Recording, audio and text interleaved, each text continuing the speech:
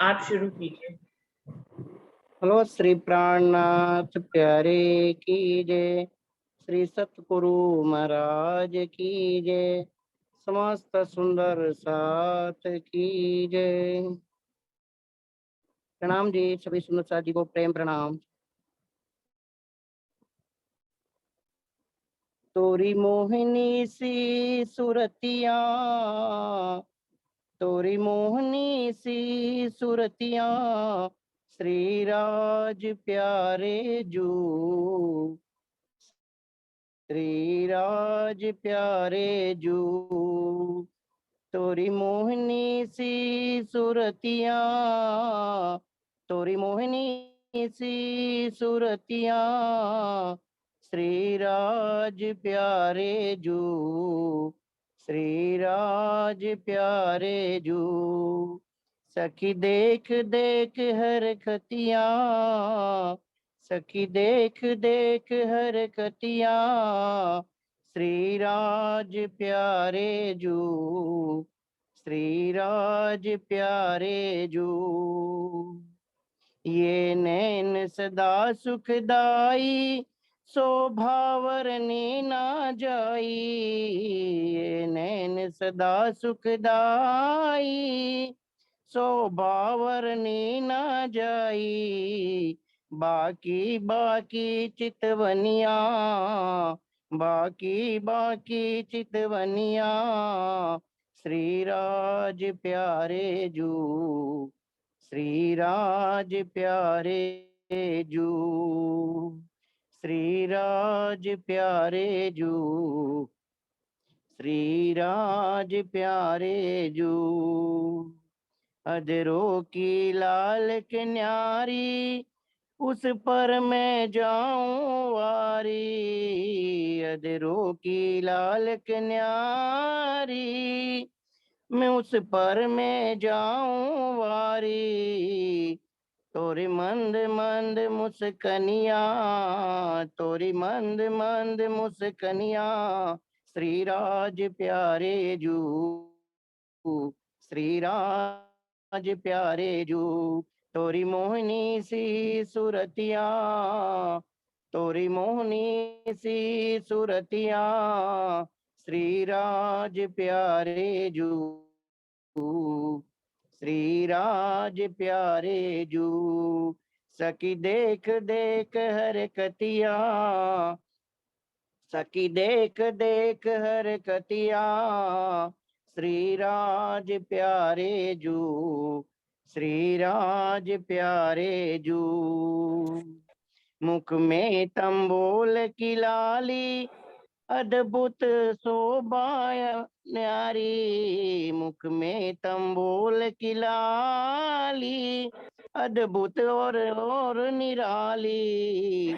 मनमोहनी सी, मनमोहनी सी पन निरिया, मनमोहनी सी बनियरिया, श्री राज प्यारे जू, श्री राज प्यारे जू।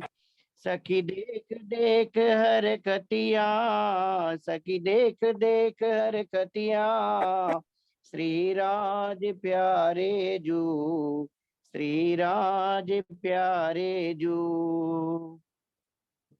ये केस है अति घन रे, निरखू में साँझ सवेरे।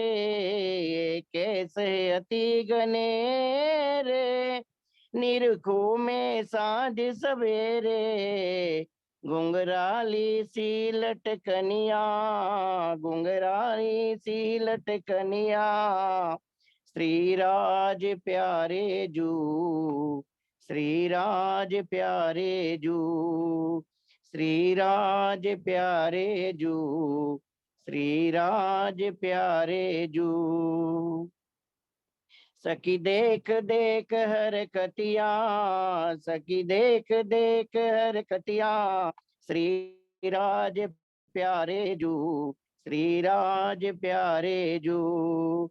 है संग में श्याम रानी, सब सखियों में महारानी।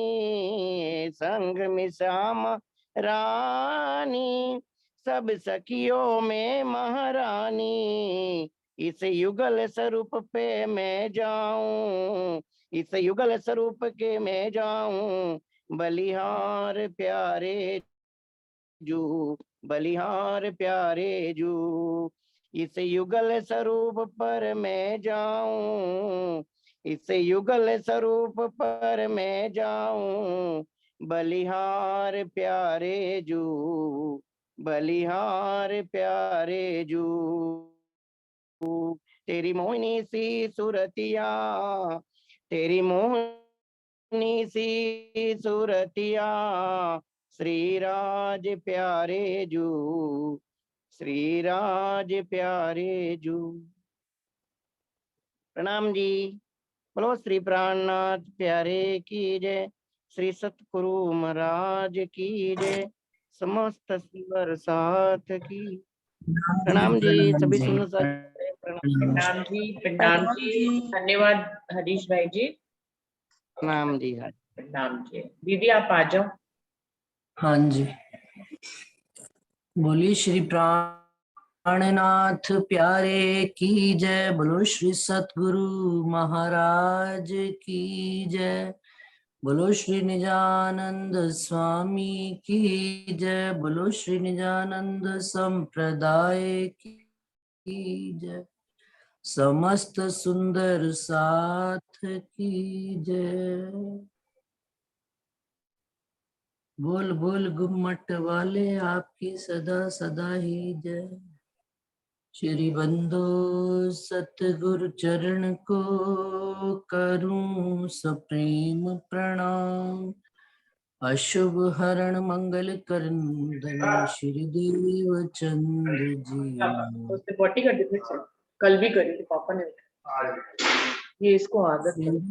प्राणनाथ निज मूल पति, श्री महराज सुनाम, तेज कुंवर श्यामा युगल जी को पल पल करूं प्रणाम, पिया जी को पल पल करूं प्रणाम।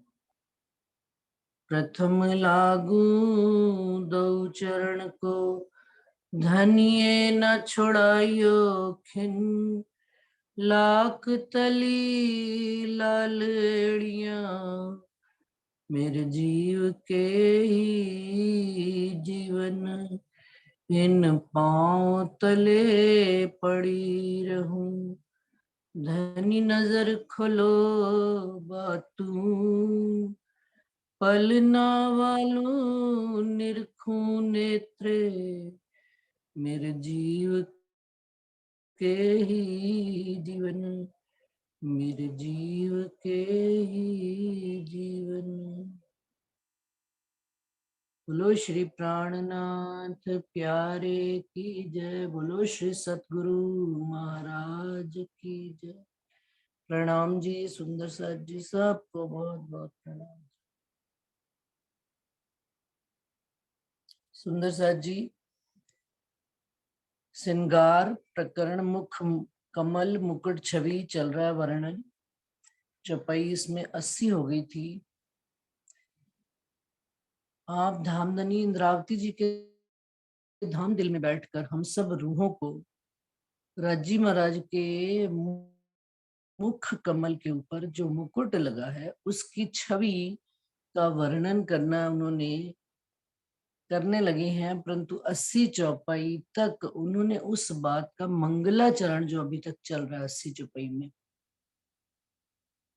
और मंगलाचरण में वो बता रहे हैं कि धनी के मुख कमल में क्या क्या बातूनी खूबियां हैं, और साथ में ही जो मुकुट है, संसार में मुकुट जो होता है मुख कमल की सुंदरता के साथ साथ साहिबी का भी प्रतीक माना गया। तो उन्होंने कहा कि संसार में जो उनकी साहिबी धारण की हुई है वो उन्होंने अपने हुक्म के स्वरूप अक्षर ब्रह्म को ये सारी साहिबी दी हुई है, और अक्षर ब्रह्म ही संसार में दुनिया वाले 14 तबक में उनको ही क्या जानते हैं, राजी महाराज के स्वरूप के रूप में जानते हैं। ये बात जब तक इस संसार में धामधनी आप अक्षरातीत अपना ये इलम लेकर, ये वाणी लेकर नहीं आए, तब तक दुनिया में किसी को खबर ही नहीं हुई कि इश्क का स्वरूप धनी का कैसा है, धनी के दिल का स्वरूप कैसा है, और उनकी वहदत के अंग हम रूहें कैसे हैं। तो ये बात उनके, जब वो उनका इल्म आया उसके माध्यम से इस संसार में आई, और फिर वो जब राज्य के स्वरूप की शोभा का वर्णन करने हैं, इंद्रावती जी के माध्यम से करवा रहे हैं, तो कहते हैं कि उनके मुकाबल में कोई भी वस्तु खड़ी नहीं होती।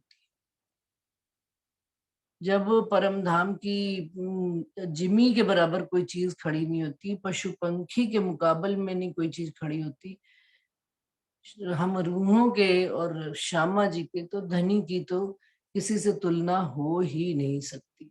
उनका तो इश्क का ही स्वरूप है, इश्क के ही अंग है, इश्क के ही अंदर लहू बहता है, सब कुछ इश्क ही इश्क है, संधो संध उनके इश्क ही इश्क है। तो कहते हैं इस बात को समझने के लिए हम रूहों को क्या लेना पड़ेगा? दिल अर्श खुलासा लेके और देख अर्श रूह।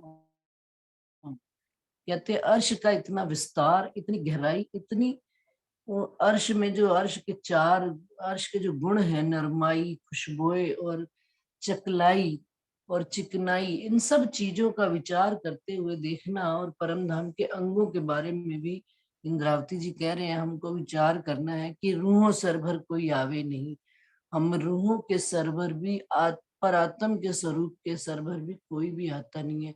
चाहे वहां की खूबी हो, चाहे सलूकी हो, चाहे रूप हो, चाहे रंग हो, कोई भी चीज 14 लोक में उनके मुकाबले में आती नहीं। क्यों? क्योंकि संसार में जो भी कहते हैं सो कहे, वो कहते हैं सब तू जड़ जान। संसार में जितनी भी वस्तुएं हैं वो सब जड़ है, और परम धाम में जो भी वस्तु है सब चेतन है। तो चेतन का जड़ के साथ कैसे मुकाबला हो सकता है? आनंद का दुख के साथ कैसे तुलना की जा सकती है? तो खेल खावंद कैसी सरबल, कहते जब रूहें ही नहीं आती तो धनी के मुकाबले में कोई चीज कैसे खड़ी हो सकती है? जो रूहें अंग हादी नूर हक जात का, मोमिन देखे अर्श सहूर। ये बात मोमिन विचार करके आपस में इस बात को समझेंगे कि राजी, श्यामा जी और श्यामा जी के अंग हम सब नूर, रूहें जो धनी के नूर स्वरूप हैं, हम ये बात विचार करके देखें कि इस संसार में और परम धाम में भी कोई चीज राज्य के मुकाबले में नहीं खड़ी होती है। परम धाम भी जबकि राज्य के इश्क का ही स्वरूप है, पर वो कहते हैं कि परम धाम की भी कोई वस्तु धनी को नहीं लगती है, क्योंकि सब कुछ धनी के स्वरूप से बना हुआ है। इसके आगे आप सुंदरता जी, क्योंकि पिछली बार प्रसंग बदल गया था तो वहां पे चुप्पी छोड़ी थी, चुप्पी पढ़ती हूँ। सिफत ऐसी कही मोमिनो, जाके अक्स का दिल अर्श, हक सुपने में भी संग कहीं, रूहें इन विद अरस परस। अब मोमिनों की बात करते हुए कह रहे हैं, अभी तक तो रूहें, हादी, श्यामा जी, खेल खावन, धनी की बात, परमधाम की शोभा की बात कर रहे थे। अब कह रहे हैं इस संसार में हम मोमिनों की, जो पर आत्म का आत्म इस संसार में शरीरों को धारण करके बैठे हुए, उनकी सिफत, उनकी महिमा, उनकी तारीफ ऐसी कही गई है, जाके अक्स का दिल। अक्स क्या होता है? प्रतिबिंब को कहा गया। अब प्रतिबिंब किसका है? पर आत्म का प्रतिबिंब आत्म है, और आत्म ने जिस सुरता ने जिस तन को धारण कर रखा है, उसके दिल को धनी ने अर्श करके बैठे हुए हैं। दोबारा से एक बात समझते हैं, पर आत्म की जो सुरता रूप इस संसार में स्वप्न में आई हुई है, उसको उसको हम आत्म कहते हैं। जो सुरता आई हुई है स्वप्न में, वो आत्म है। और जिस तन पर बैठकर वो खेल देख रही है, और उस सुरता को अक्स कहा गया है। और जिस तन पर वो बैठकर खेल देख रही है, उस तन के दिल को अर्श किया गया। क्यों? क्योंकि आत्म ने आकर उस दिल पर बैठी है। आत्म का ही दिल अर्श है एक्चुअल में। तो संसार का मन तो इब्लीस का स्वरूप है। पहले भी आ गया कि जीव का घर सुपन का, और मन पे इब्लीस बैठा हुआ है, यानी शैतान बैठा हुआ है, नारद बैठे हुए हैं। लेकिन इसका दिल अर्श नहीं है, एक्चुअल में आत्म का दिल ही अर्श है। क्योंकि प्रतिबिंब का क्या अर्थ होता है? बिल्कुल सेम स्वरूप, सेम आकार। हम आईने के सामने खड़े हो जाएं तो जहां पर जैसी सूरत है वैसा का वैसा ही प्रतिबिंब, यानी कि हमारी परछाई खड़ी हो जाती है, हमारा आकार आ जाता है शीशे में, जबकि वो होता नहीं है। या पानी में हम खड़े हो जाते हैं तो पानी के अंदर हमारी परछाई वैसी की वैसी ही परिलक्षित होती है। या सूर्य में खड़े हो गए तो पीछे परछाई वैसी की वैसी आ जाती है।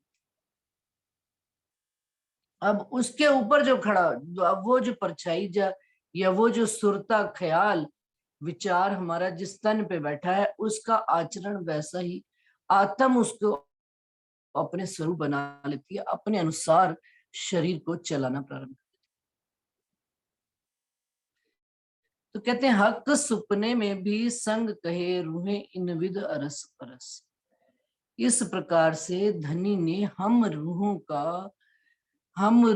के ऊपर अपनी निगहबानी, अपनी मेहर भरी नजर हमारे साथ सपने में भी वो हमारे संग रही हूं। रूहें इन विद अरस परस, इस भांति से धनी के पर आत्म के अरस परस, आत्म हमारी परात्म की अरस परस है और परात्म धनी की नजरों में खेल देख रहे हैं।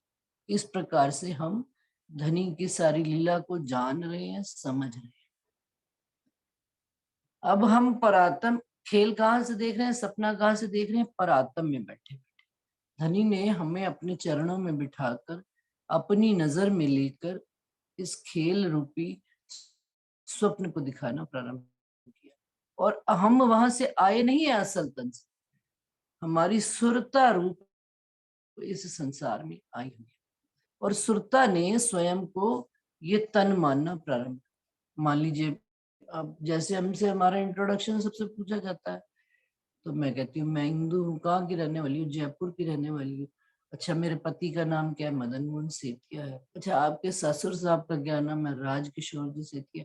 अच्छा, तुम बेटी किसकी हो? कानपुर वालों की बेटी हूँ, फला फला नाम से। तो हमने हमारी जो स्वप्न आत्म सुरता देख रही है, उसने खेल को अपना घर, संसार, सब कुछ मान लिया। जिस प्रकार से हम स्वयं सपने में चले जाएं और सपने में हमारा ख्याल एक नई ही दुनिया बना लेता है, और उस दुनिया में हम स्वयं को किसी और नाम से, किसी और पिंड के ब्रह्मांड का विस्तार कर लेते हैं और अपने संग अनेक लोगों को देखते हैं। परंतु हैरानगी की बात यह होती है कि असल सूरत उस समय अपने तन वाली सूरत को तो देख रही होती है, परंतु वो जो तन सपने का है, वो ये भूल जाता है कि उसका असल तन कहीं और बैठा स्वयं सपना देख रहा है, और वो अपने असल तन को भी देख नहीं पाता है। इसी प्रकार से हमने संसार में आकर संसार वाले तन को हमारी पर आत्म तो देख रही है, परंतु ये आत्म सुरता रूप जिस तन पे आई बैठी है उसी को ही अपना मान रही है और अपनी पर आत्म के साथ कांटेक्ट में नहीं आ पा रही। परंतु उसके अंदर, हमारी आत्म के अंदर जो भी बात आ रही है पर आत्म से ही आ रही है। अब संसार जो है सत्ता का स्वरूप है, सुंदरता, सारा अक्षर ब्रह्म की सत्ता का स्वरूप है, उन्हीं का ही विस्तार है संसार में। अब हमें राज्य की वाणी से ये ज्ञान तो आ गया कि हम सपना देख रहे हैं। 14 लोग का ये दुनिया जितनी भी है सपना ही सपना है। हम कितना इस तरह से सपने में मगन है। चलिए, बाहर वाला सपना तो हमारा टूट रहा है धीरे धीरे, इस संसार में बैठे हुए ये सपना टूट रहा है, परंतु ये जो सत्ता का सपना है, अक्षर ब्रह्म का सपना है, जिनके खेल में हम आए बैठे, ये सपना तोड़कर हम अपनी परात्म के डायरेक्ट कांटेक्ट में या आमने सामने नहीं हो। अर्थात सत्ता जो है इश्क पर हावी हुई पड़ी है। इतना इस सत्ता का स्वाद लग चुका है, चाहे संसार का हो, चाहे समाज का हो, और चाहे तो धर्म का हो। हम मंदिरों द्वारों में कहीं पर भी राजनीति के स्वरूप, अक्षर ब्रह्म सत्ता का स्वरूप मतलब हर जगह साहिबी का स्वरूप। हम हर जगह साहिबी में इतने उलझ गए हैं कि अपने असल इश्क, जिसके हम तन हैं, जिस चीज के हमारा निर्माण हुआ है, उस इश्क की खबर हमारे अंदर आ ही नहीं रही। और जैसे ही हमको अपने असल स्वरूप की याद आ जाए, अपने इश्क की याद आ जाए, तो हम परात्म में जागृत हो जाएंगे। बस इतनी सी कहानी है। लेकिन वो इश्क आना इतना दुर्लभ हो गया है। क्यों?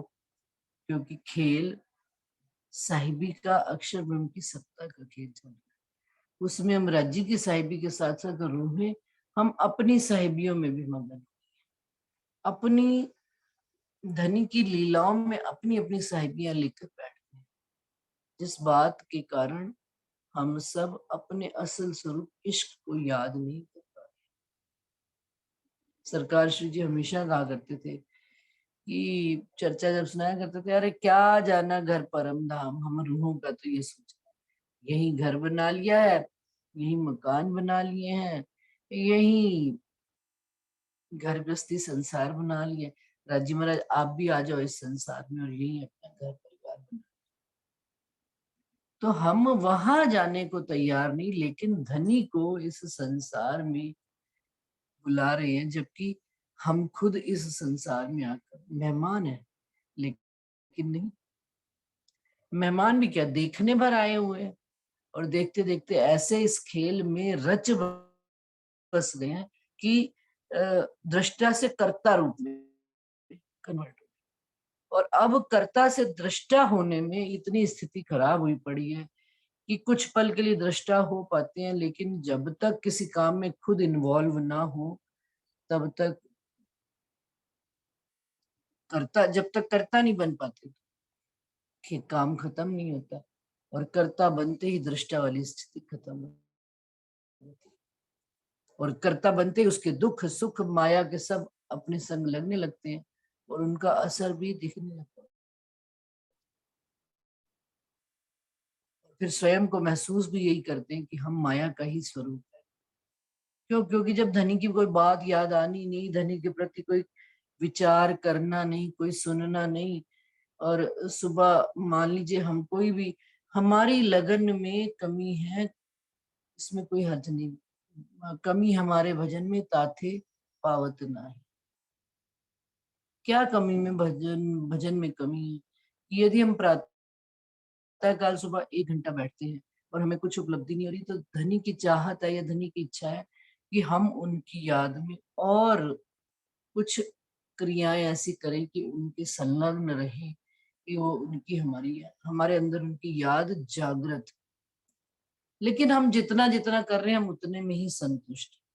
संतुष्टि शरीर की होती, आत्म की कभी भी संतुष्टि नहीं होती। लेकिन जीव शरीर की संतुष्टि में हमने उस संतुष्टि को आत्म की संतुष्टि मानी और शांत होकर बैठ जाते हैं।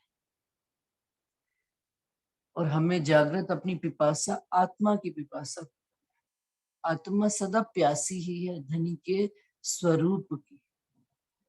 क्योंकि जो पर आत्म का स्वभाव है वही आत्म का स्वभाव। लेकिन स्वभाव कौन सा अब हावी हुआ पड़ा है? जीव और शरीर का। इतना तो कर लेते हैं, लेकिन ये राई दाने जितना भी नहीं है जितना हम करते हैं। क्योंकि माया का असर 24 घंटे में 23 घंटे माया का असर है, और 1 घंटा यदि धनी का याद भी किया, उनकी बैठे भी, तो वो घंटे में भी पता नहीं कितने पल तो हमारी माया में ही विचार सोच कहाँ कहाँ घूमती रहती है, हम सबको पता है। तो कह रहे हैं, लेकिन मोमिनों की सिफत ऐसी कही है। चौपाई क्या करिए, सिफत ऐसी कही मोमिनो जाके अक्स का दिल अर्श, हक सुपने में भी संग कहें, रूहे इन विद अरस परस। कि मोमिनों की सिफत ऐसी कही गई है जिनके अक्स का भी दिल अर्श है।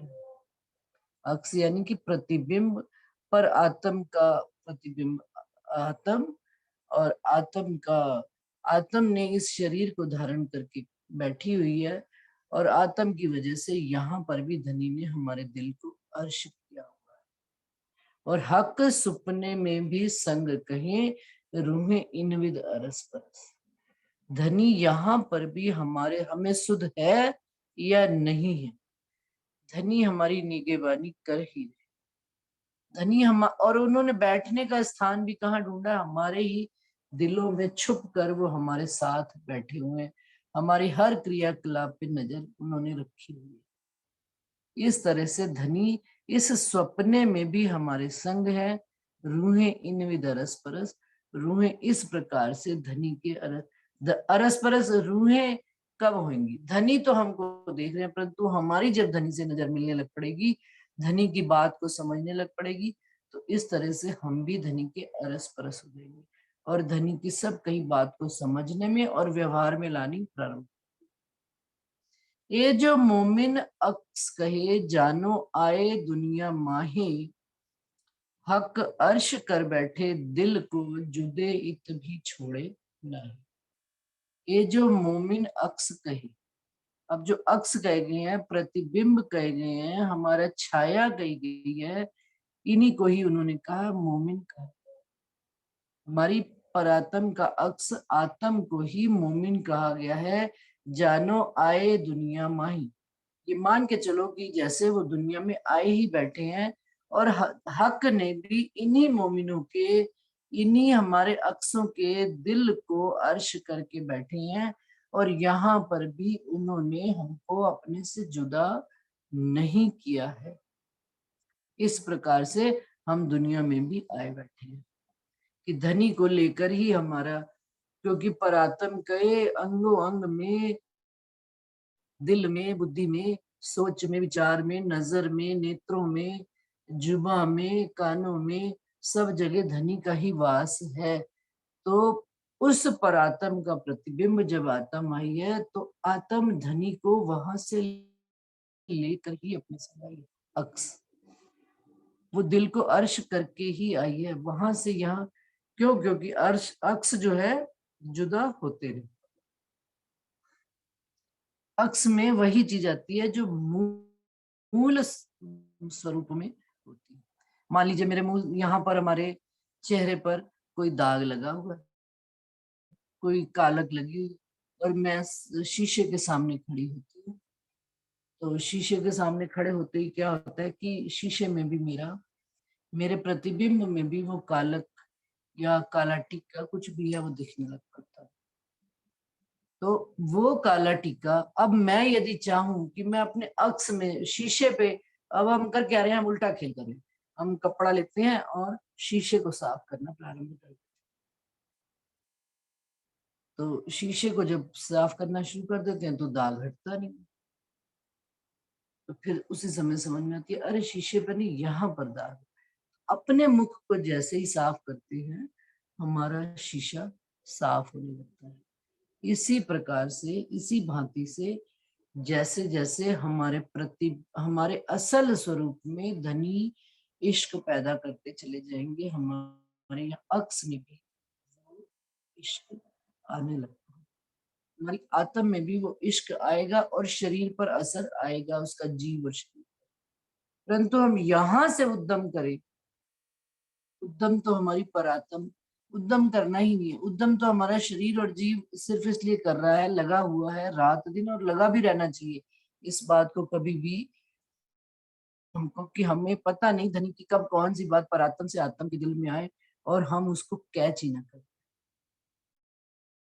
कि हक संदेशे पर्दे से आवत, तो पर्दा जो ये आड़ा पट है, इसमें हमें खबर ही न लग पाए कि कोई धनी का संदेश आ।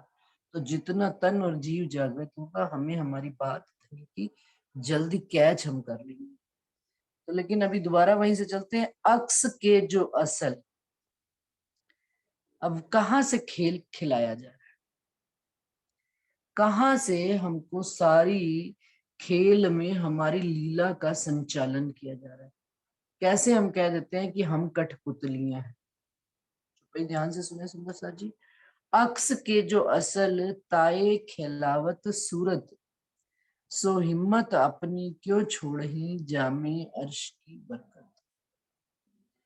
अब जो असल सूरत है हमारी परात्म, उसको कौन खेल खिला रहे हैं? आप धामधनी की नजरों में हम नजर डालकर खेल देखने बैठे हुए, और हमको धनी जैसा नजर में लेते हैं, हमारी नजर वैसा ही ग्रहण करती चली जाती है, और हम वैसा ही खेल, वैसी ही चाहना, वैसी ही इच्छा, वैसा ही हमारा आकार बनता चला जाता है जैसा मूल धनी चाह रहे हैं। जैसे हम पिक्चर देखने जाते हैं तो पिक्चर में क्या होता है कि जब हम स्टार्ट होती है पिक्चर, तो तब तक तो हम थोड़ा सा ये होता है कि हम आए बैठे हैं देख, लेकिन जैसे जैसे स्टोरी में मगन होना शुरू हो जाते हैं, कहानी में मस्त होना शुरू हो जाते हैं, पिक्चर में ही रच बस जाती है। इवन वो भूल जाते हैं कि हम यहाँ बैठे होंगे। और जैसे होता है तो एकदम से अरे इंटरवल भी हो गया, क्यों? पिक्चर इतनी मजेदार थी, उसकी कहानी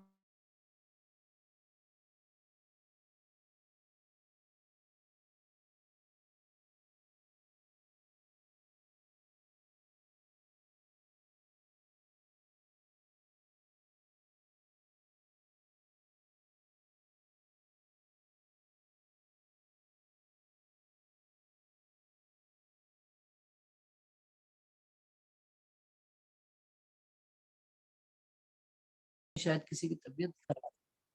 अब स्टार्ट।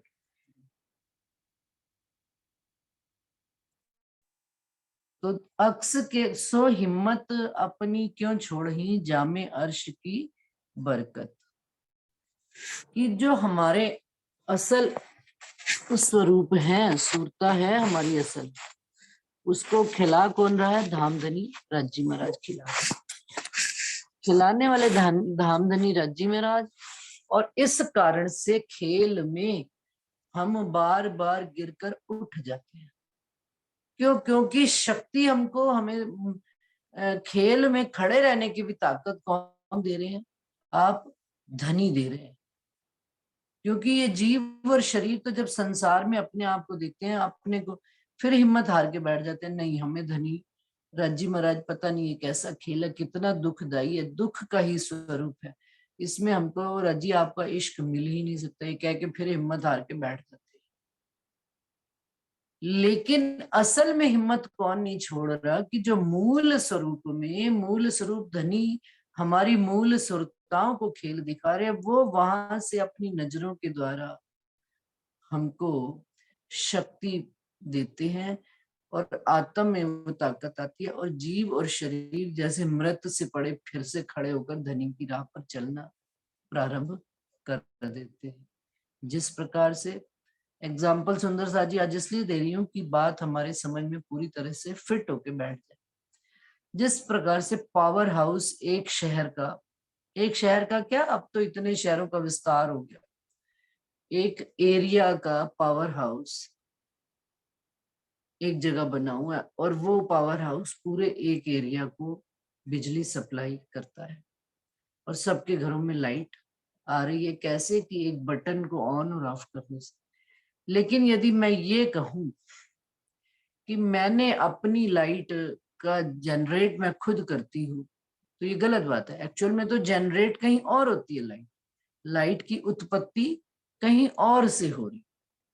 और अब जो सोलर लाइट आ गई है, जिनके घर में अपनी स्वयं ही लाइट डेवलप करते हैं, और ज्यादा लाइट का उत्पन्न हो जाता है तो दूसरों को भी बांटते हैं, तो वो सुंदर सा जी वो जागृत रूहें हैं जो स्वयं धनी से पर आत्म में जागृत होकर धनी से नजर जोड़कर अपनी तो लाइट उन्होंने रोशन की ही हुई है, अपने अंदर तो धनी का प्रकाश जागृत किया ही हुआ है, परंतु वो अपने प्रकाश से औरों को भी प्रकाशित कर रहे हैं। लेकिन एक जनरल लाइट भी आ रही है, एक कॉमन लाइट भी आ रही है, एक निज लाइट भी आ रही है। तो कॉमन लाइट जो धनी ने हमको सप्लाई, पावर हाउस है, वो आप रज्जी महाराज हैं पावर हाउस, और उन्होंने हम सबको इस इलम के रूप में, इस वाणी के रूप में सबके दिलों में ये लाइट जागृत कर रही है। लेकिन हमें बटन ही नहीं ऑन करना, ऑन ऑफ करना आता, तो हमारे अंदर वो प्रकाश कैसे आए और कितना प्रकाश है। कि एक मर्करी लाइट है, एक ट्यूब लाइट है, एक 20 वाट का बल्ब है, एक 40 वाट का बल्ब है, नहीं लाइट जल पा रही, और जल भी रही है तो किसी की इतनी सी, किसी की कितनी। अपने अंदर पूर्ण प्रकाश किसी भी बात का हो जाना तो मर्करी लाइट का देना, अपने अंदर प्रकाश आ जाना धनी की इस वाणी के द्वारा, और उसके बाद फिर सोलर लाइट के द्वारा, धनी की इस वाणी के द्वारा, और अपने अंदर निज प्रकाश का जागृत हो जाना। वो कैसे है कि धनी की बातों का, रहस्यों का, स्वयं को खुलासा हो जाना, इस वाणी के अंदर भी निज खुलासा हो जाना कि धनी मुझको इस तरह से खेल दिखा रहे, मुझे ऐसा चला रहे। दुनिया वो कैसे चला रहे हैं ये हमारा विषय नहीं है, वो तो कॉमन विषय कि अक्षर ब्रह्म के हुक्म से हुक्म का चल रहा है ब्रह्मांड, लेकिन उसमें मेरा निज ब्रह्मांड भी है। मुझे भी धनी ने जो निज बुद्धि दी हुई है, उसके माध्यम से धनी मेरी आत्म को क्या संदेशा या क्या निर्देश दे रहे हैं, मुझे कैसे चलना है, वो मेरी निज बुद्धि के माध्यम से, निज प्रकाश जो मेरे अंदर रूहों का हो रहा है। वो क्या, सो हिम्मत अपनी क्यों छोड़ी, जामे अर्श की बरकत। जिनके अंदर परमधाम की बरकत की जागृति आ गई है कि मेरे अंदर परमधाम से चीजें आ रही हैं, मैं तो मात्र कठपुतली हूँ। मेरा धागे को, मेरी डोरी को हिलाने वाला कोई और है, और वो जैसा चलाते हैं मैं वैसा चलती हूँ। और मैं